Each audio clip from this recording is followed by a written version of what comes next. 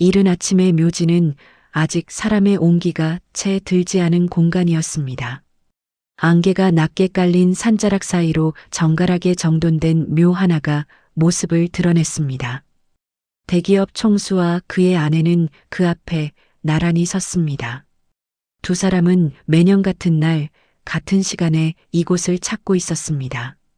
외아들의 기일이었기 때문입니다.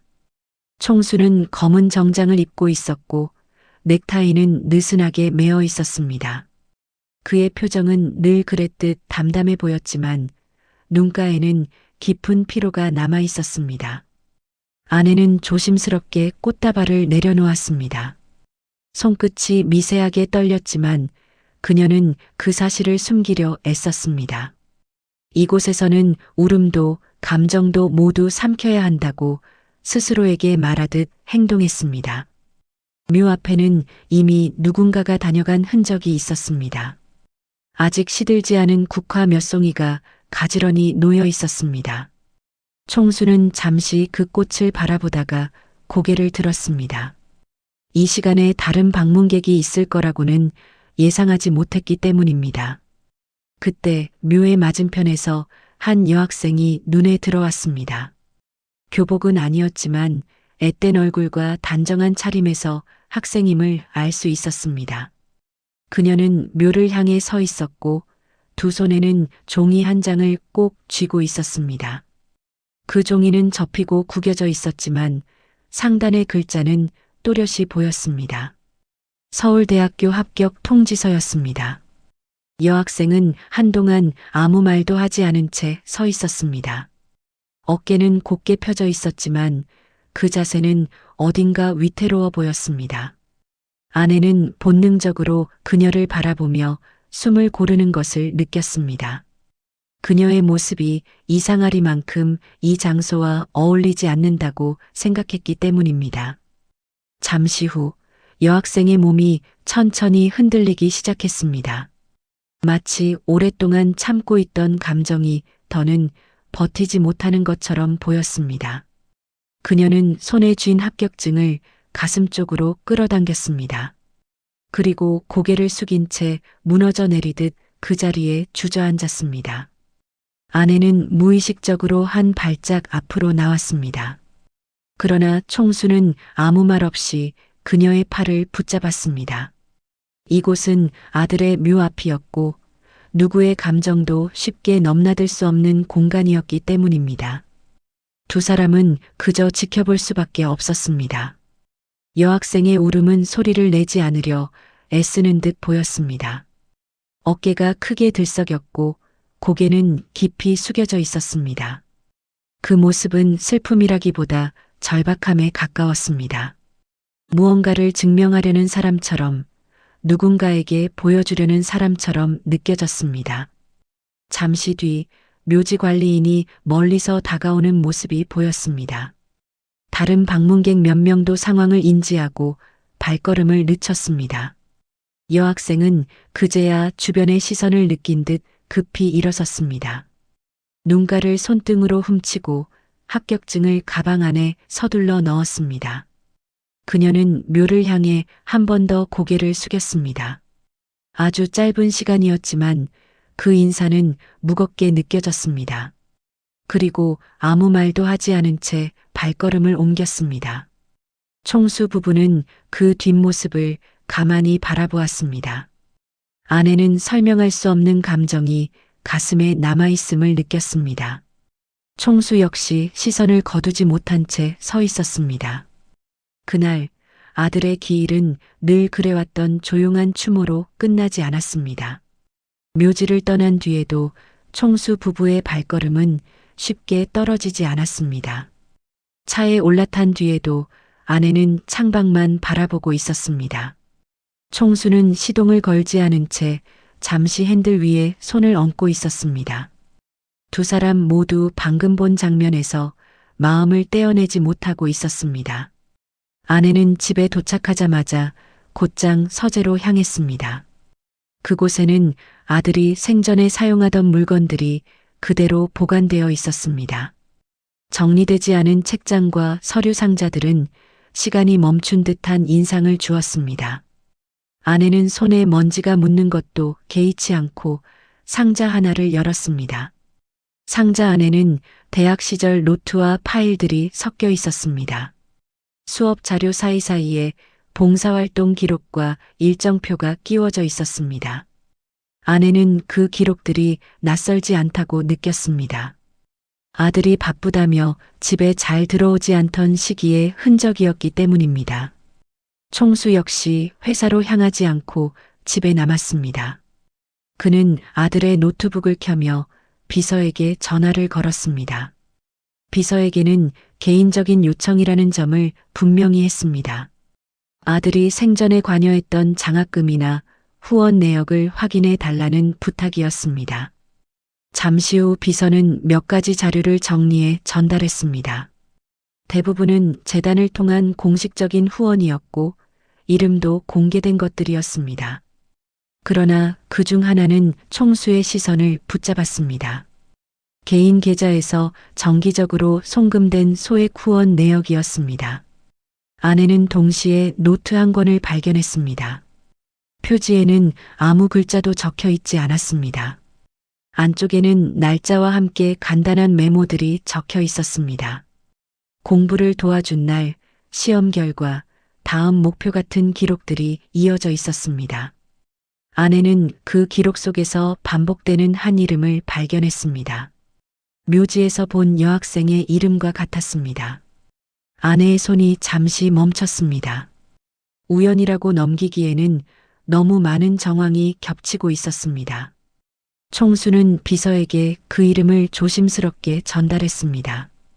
그리고 신상조사라기보다는 사실 확인에 가깝게 알아봐 달라고 요청했습니다. 비서는 짧게 대답하고 전화를 끊었습니다. 아내는 노트를 덮고 한동안 움직이지 않았습니다. 그녀는 아들이 왜 이 기록들을 남겼는지 이해하려 애썼습니다. 아들이 아무 말 없이 품고 있던 삶의 일부가 이제야 모습을 드러내고 있었습니다. 저녁 무렵 비서에게서 다시 연락이 왔습니다. 여학생은 보호시설에서 자랐고 최근까지 시설의 지원을 받아왔다는 내용이었습니다. 성적은 꾸준히 상위권이었고 최근 서울대에 합격했다는 사실도 확인되었습니다. 총수는 전화를 끊고 깊게 숨을 들이마셨습니다. 아내는 그 말을 듣자 조용히 고개를 숙였습니다. 묘지에서 보았던 울음의 이유가 조금은 선명해졌기 때문입니다. 그날 밤 총수 부부는 식탁에 마주 앉아 있었지만 거의 말을 하지 않았습니다. 아들의 부재가 처음으로 구체적인 형태를 띠고 다가왔습니다. 그는 이미 떠났지만 누군가의 삶 한가운데에는 여전히 존재하고 있었습니다. 여학생의 하루는 새벽에 시작되었습니다. 아직 해가 완전히 뜨지 않은 시간에 그녀는 작은 원룸을 나섰습니다. 방 안에는 책상과 침대, 그리고 벽에 붙여둔 합격 통지서 사본이 전부였습니다. 그 종이는 그녀에게 희망이었지만 동시에 가장 무거운 짐이기도 했습니다. 그녀는 먼저 보호시설을 찾았습니다. 이미 보호 종료 절차가 진행 중이었고 시설의 도움은 제한적이었습니다. 담당 사회복지사는 현실적인 이야기를 꺼냈습니다. 입학 자체보다 그 이후의 생활이 더 큰 문제라는 점을 설명했습니다. 여학생은 준비해온 서류 봉투를 책상 위에 올려놓았습니다. 장학금 신청서와 학자금 대출 관련 서류들이 빼곡히 들어 있었습니다.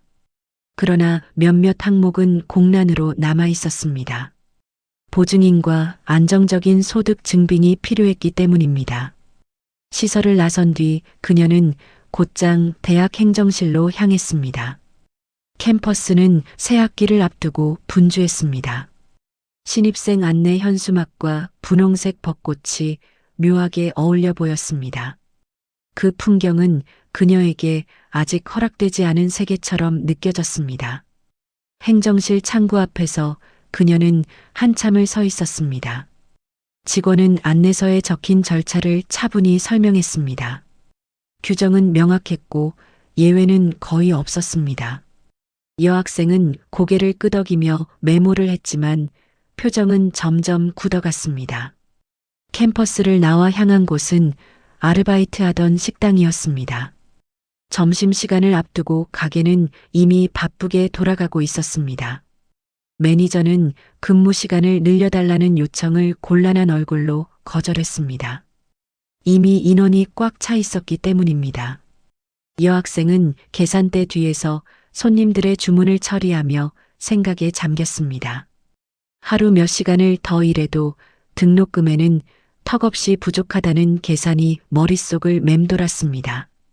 그녀는 자신이 얼마나 버틸 수 있을지 스스로에게 묻고 있었습니다. 퇴근 후 그녀는 다시 방으로 돌아왔습니다. 책상 위에는 대학 안내서와 포기각서 양식이 나란히 놓여 있었습니다. 종이 한 장의 선택이 인생의 방향을 바꿀 수 있다는 사실이 선명하게 다가왔습니다. 여학생은 합격 통지서 사본을 손에 들었습니다. 그날 묘지에서 보여주고 싶었던 것이 무엇이었는지 스스로에게 되묻고 있었습니다. 누군가에게 약속한 길을 끝까지 가야 한다는 생각이 쉽게 사라지지 않았습니다. 밤이 깊어질수록 방 안은 조용해졌습니다. 여학생은 불을 끄지 못한 채 책상 앞에 앉아 있었습니다. 막힌 문 앞에서 그녀는 아직 돌아설 준비가 되어 있지 않았습니다. 총수는 이른 아침 회사로 출근했지만 평소보다 집무실에 오래 머물지 않았습니다. 책상 위에는 보고서 대신 얇은 파일 하나가 놓여 있었습니다. 비서가 정리해둔 아들의 대학 시절 활동 기록이었습니다. 총수는 그 파일을 넘길 때마다 손의 움직임이 점점 느려졌습니다. 파일에는 동아리 활동 내역과 봉사 일정이 날짜별로 정리되어 있었습니다. 아들은 학업이 가장 바쁘던 시기에도 정기적으로 외부 시설을 방문하고 있었습니다. 총수는 그 사실을 처음 알게 되었습니다. 아들이 왜 늘 바쁘다며 집에 늦게 들어왔는지 이제야 이유가 보이기 시작했습니다. 아내는 같은 시간 집에 남아 사진 상자를 정리하고 있었습니다.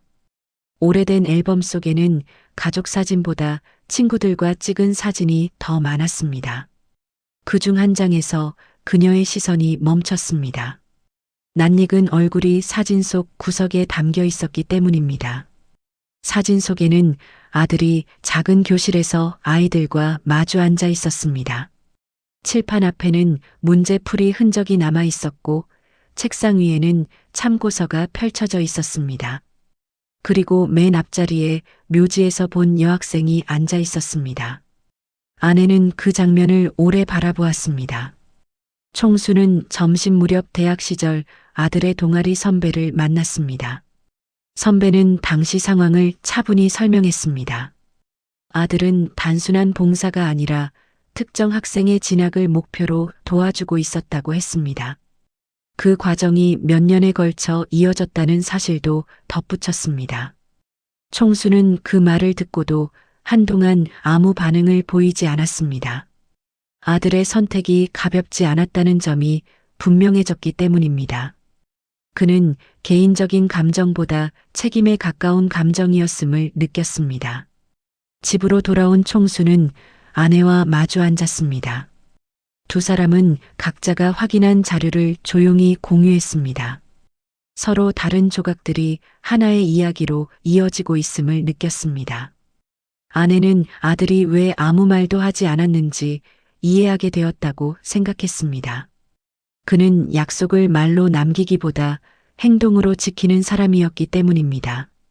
총수 역시 고개를 끄덕였습니다.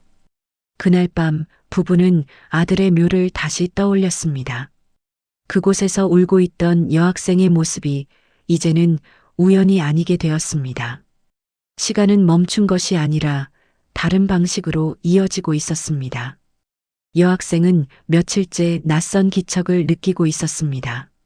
시설 근처를 서성이는 검은 차량과 갑작스럽게 늘어난 전화 문의가 그 시작이었습니다. 그녀는 누군가가 자신의 삶을 들여다보고 있다는 사실을 직감했습니다. 보호시설 원장은 조심스럽게 상황을 설명했습니다. 외부에서 그녀의 과거 기록과 현재 상황을 확인하려는 요청이 들어왔다는 이야기였습니다. 원장은 불필요한 노출을 피하기 위해 협조 범위를 제한하겠다고 말했습니다. 여학생은 그 말을 듣고 한동안 아무 대답도 하지 않았습니다. 자신이 숨겨왔다고 생각했던 시간이 더 이상 개인의 것이 아니라는 사실이 무겁게 다가왔습니다. 그녀는 애써 담담한 표정을 유지하려 했습니다. 같은 시각 총수의 회사 안에서는 미묘한 긴장이 흐르고 있었습니다. 재단 관계자와 홍보팀은 총수의 최근 행보를 두고 의견을 나누고 있었습니다. 특정 개인에 대한 관심이 외부로 알려질 경우 생길 파장을 우려하는 목소리도 나왔습니다. 총수는 그 보고를 듣고 즉각적인 결정을 내리지 않았습니다. 그는 사적인 감정과 조직의 원칙 사이에서 선을 그으려 애쓰고 있었습니다. 아들의 이름이 다시 세상에 오르내리는 상황을 원하지 않았기 때문입니다. 아내는 총수와 다른 판단을 하고 있었습니다. 그녀에게 이 일은 이미 조직의 문제가 아니라 가족의 문제로 다가왔습니다. 아들이 선택했던 길을 외면하는 것이 더 큰 상실로 느껴졌습니다. 여학생은 다시 묘지를 찾았습니다. 이번에는 합격증을 들고 가지 않았습니다.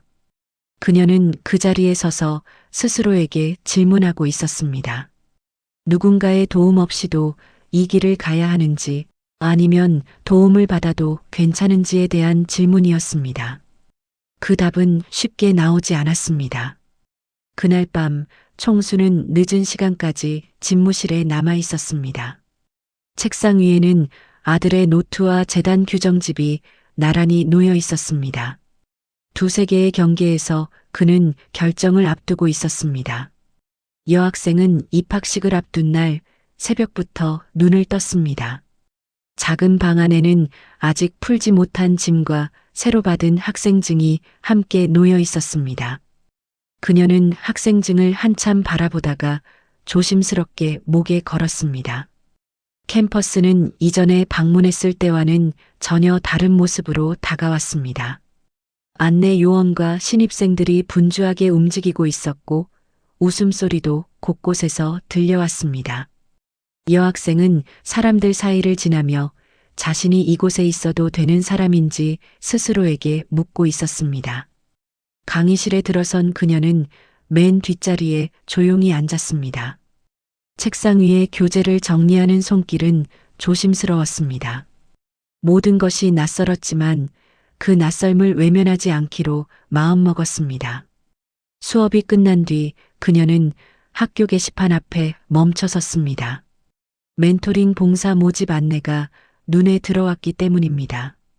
잠시 망설이던 그녀는 신청서를 작성했습니다. 같은 날 총수는 재단 보고서를 검토하고 있었습니다. 신설된 장학 트랙에 대한 문의가 예상보다 많다는 내용이 담겨 있었습니다.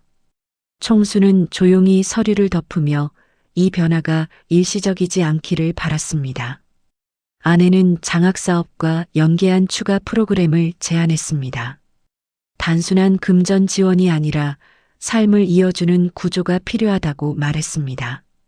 총수는 그 제안에 동의하며 실무진에게 검토를 지시했습니다. 여학생은 첫 아르바이트를 마치고 늦은 밤 방으로 돌아왔습니다. 피곤했지만 책상 앞에 앉아 하루를 정리했습니다. 노트 한쪽에는 오늘 배운 내용과 함께 짧은 다짐이 적혀 있었습니다. 그녀는 그 다짐이 혼자만의 약속이 아님을 알고 있었습니다. 누군가의 선택과 책임이 지금의 자신을 이곳에 데려왔기 때문입니다. 그 사실은 부담이 아니라 버팀목처럼 느껴졌습니다. 며칠 뒤 그녀는 보호시설을 다시 찾았습니다. 후배들에게 공부 방법을 알려주며 차분히 시간을 보냈습니다. 아이들의 눈빛에서 과거의 자신을 보았습니다. 그날 저녁 총수 부부는 집에서 조용히 식사를 했습니다. 아들의 사진이 놓인 자리는 여전히 비어 있었지만 공허함은 조금 달라져 있었습니다. 이어지는 발걸음 속에서 멈췄던 시간은 다시 움직이고 있었습니다. 시간은 빠르게 흘러 여학생의 졸업이 가까워졌습니다. 캠퍼스에는 다시 한번 계절이 바뀌고 있었습니다. 여학생은 마지막 학기 강의실에 앉아 창밖을 바라보고 있었습니다. 처음 이곳에 들어왔을 때의 긴장과 두려움은 이제 차분한 책임감으로 바뀌어 있었습니다. 졸업 요건을 모두 채운 서류를 제출한 날, 그녀는 캠퍼스를 천천히 걸었습니다. 건물 하나하나가 이제는 낯설지 않았습니다. 그 길 위에서 그녀는 자신이 도움을 받는 사람에서 누군가를 돕는 사람이 되었음을 실감했습니다. 며칠 뒤 그녀는 다시 그 묘지를 찾았습니다. 처음 그곳에서 울고 있던 날과 달리 이번에는 한참을 서서 숨을 고를 수 있었습니다. 손에는 합격증 대신 얇은 졸업 안내서가 들려 있었습니다. 총수 부부 역시 같은 날 그곳을 찾았습니다. 서로를 보고 놀라지 않았습니다. 이제는 이 만남이 우연이 아니라는 사실을 알고 있었기 때문입니다. 세 사람은 나란히 서서 묘를 바라보았습니다. 말은 없었지만 각자의 마음속에는 같은 기억이 지나가고 있었습니다. 아들의 선택, 여학생의 노력, 그리고 이어진 시간들이 조용히 겹쳐졌습니다. 아내는 꽃을 내려놓으며 잠시 눈을 감았습니다. 슬픔은 여전히 남아 있었지만 그 자리를 온전히 채우고 있지는 않았습니다. 상실은 의미로 바뀌어 있었습니다. 여학생은 그 자리를 떠나기 전 한 번 더 묘를 바라보았습니다. 이제는 증명해야 할 사람이 아니라 이어가야 할 사람이 되었다고 느꼈습니다. 그 마음은 두려움보다 단단했습니다. 총수는 묘지를 내려다보며 깊게 숨을 들이마셨습니다. 아들의 삶이 끝난 자리가 아니라 누군가의 삶을 시작하게 한 자리라는 생각이 들었습니다. 그 깨달음은 오랜 시간 마음을 짓누르던 무게를 조금 덜어주었습니다. 세 사람은 각자의 방향으로 천천히 걸음을 옮겼습니다. 그러나 그 발걸음은 같은 의미를 향하고 있었습니다. 남겨진 자리는 비어 있지 않았습니다.